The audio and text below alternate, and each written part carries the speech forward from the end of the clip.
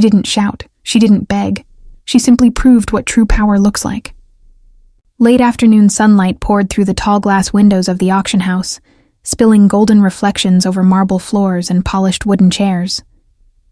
The air shimmered with quiet wealth, the faint clink of champagne glasses, the murmur of voices softened by etiquette, the scent of expensive perfume lingering in the air like entitlement. Every detail of the place whispered exclusivity. Danielle Morris sat near the center row, her posture poised, her hands resting gently on her lap. Her cream-colored suit was simple, elegant, the kind of grace that didn't beg to be noticed, yet somehow demanded attention. Still, the eyes that turned toward her carried something else. Not admiration, something quieter, sharper. Curiosity, doubt. Judgment wrapped in polite smiles.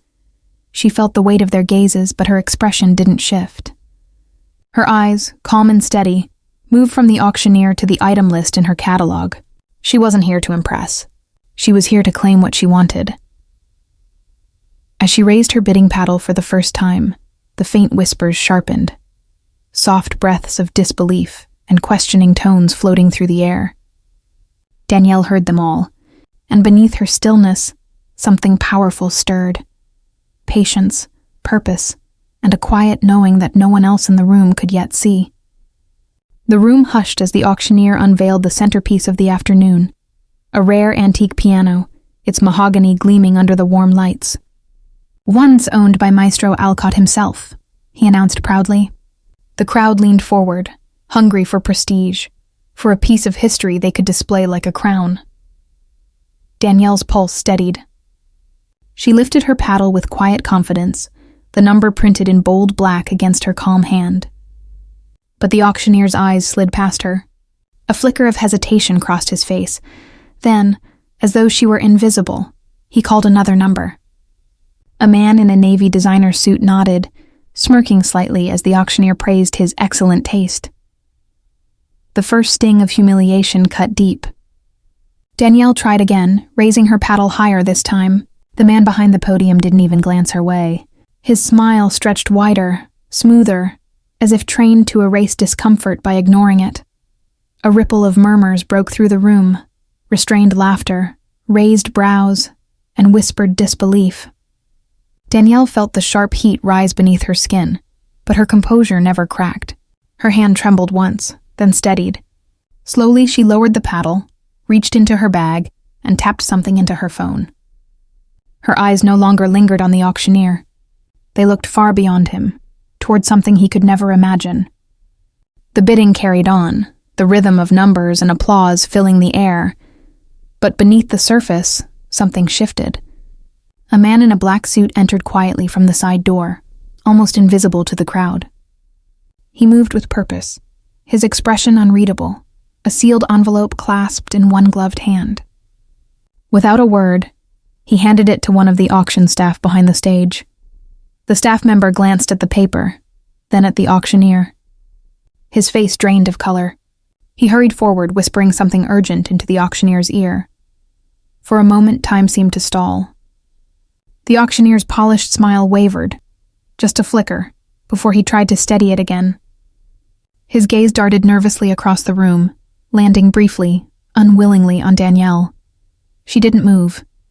Her face was calm, unreadable, but her eyes followed every twitch, every nervous swallow, every false grin struggling to hold its place on his lips. The air grew heavier. Conversations thinned into uneasy silence. Even the chandeliers above seemed to hum quieter, as if sensing the shift. The auctioneer cleared his throat, once, then again, his confident tone cracking slightly as he tried to resume the bidding. Something had changed. No one yet knew what, except Danielle, who simply waited. The auctioneer's voice faltered mid-sentence, the numbers dying on his tongue. His eyes flicked toward the side of the stage, where an assistant now stood clutching the same envelope that had arrived minutes earlier.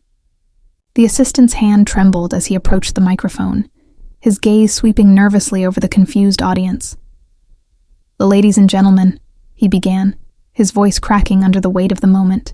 "Before we proceed, there's been an announcement from corporate management." A hush fell over the room. Fans stopped mid-wave, Pens froze over catalog pages. Even the air seemed to pause. Effective immediately. The assistant swallowed hard. The ownership of this auction house has changed hands. A wave of murmurs rippled through the crowd, sharp and rising, until he spoke again. The new owner is Ms. Danielle Morris. The silence that followed was deafening. The auctioneer's face turned pale, his polished smile shattering into disbelief. Danielle rose slowly, the soft click of her heels echoing through the marble hall like a drumbeat. Each step was deliberate, graceful, powerful. She approached the podium, laid her bidding paddle gently before him, and met his stunned eyes. "Next time," she said quietly, her voice steady as stone, "don't assume who can afford to bid." The room erupted, not in applause but in awe. For a long moment no one moved. The echo of Danielle's words hung in the air like a soft thunder that refused to fade. The auctioneer stepped back, his polished confidence crumbling into silence. One by one, the staff lowered their eyes, their once assured postures folding into quiet shame. The audience, a sea of designer suits and glittering jewels, sat frozen, stripped of arrogance, left only with reflection. Danielle stood still beneath the golden light, her calm presence filling the room in a way that needed no declaration. There was no gloating in her eyes, no triumph painted on her face, only composure, peace. When she finally spoke, it was not to scold or boast. She simply began directing the staff, her tone steady, professional, the rightful owner taking her place. The same piano that sparked her humiliation moments ago now rested at the center of her stage. The crowd watched as she moved with quiet authority, the rhythm of her footsteps carrying both grace and resolve. She didn't look back at the auctioneer. She didn't need to. The lesson had already been delivered, not through anger, but through poise. Respect, she knew, was never demanded. It was earned, and she had just redefined what power truly looked like. Respect has no price tag. Underestimating someone because of their color or quietness might cost you everything.